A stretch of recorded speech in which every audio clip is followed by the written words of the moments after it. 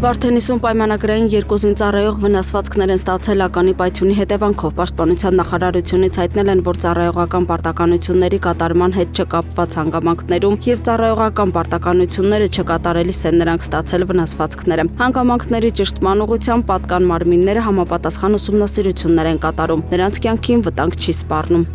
Դատախազությունը վերաքննիչ բողոք է ներկայացնելու Նոյեմբերյանի պետական քոլեջի ուսանողին ծեծի ենթարկած անձանց չկալանավորելու առաջին ատյանի դատարանի որոշման դեմ։ Տուժող տղայի մայրն ի դեպ միջադեպից տևական ժամանակ անց պատահական է տեղեկացել դեպքի մասին համացանցից, տեղեկացել ու անմիջապես դիմել է իրավապահներին։ Ոստիկանության Նոյեմբերյանի բաժնի ծառայողները հայտնաբերել են տեսանյութում երևացող բոլոր անձանց։ Խուլիգանության կասկածանքով նրան ձերբակալել եւ ներկայացրել են նախաքննական մարմին։ Հետագայում նրանցից 3-ը կալանավորվել ապա բաց թողնվել։ Ուշագրավ է, որ ծեծկրտուքը եղել է բանուկ տարածքում Նոյեմբերյանի կենտրոնում։ Նշվում է, որ անչափահասին ծեծելու դաժան տեսանյութի հերոսներից մեկի հայրը Արթիկ քրեակատարողական հիմնարկի պետի տեղակալն է։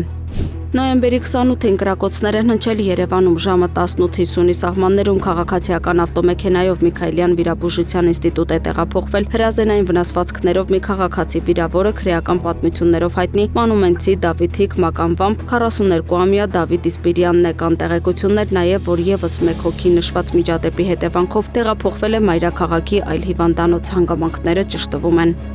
Քննչական կոմիտեից հայտնում են, որ Վոլոդիա Գրիգորյանի սպանության գործով մեղադրյալ Նարեկ Օհանյանի խափանման միջոցը երկարաձգվել է։ Նշենք, որ սեպտեմբերի 28-ին հարուցվել էր հանրային քրեական հետապնդում սպանությանն օժանդակելու հոդվածի հատկանիշներով։ Օհանյանի նկատմամբ կալանքը որպես խափանման միջոց կիրառելու վերաբերյալ միջնորդություն է ներկայացվել դատարան, որը բավարարվել է։ Հիշեցնենք, որ Վոլոդիա Գրիգորյանը սպանվել է սեպտեմբերի 23-ին։ Նրա սպանության գործով կա կալանավորված 2 անձ։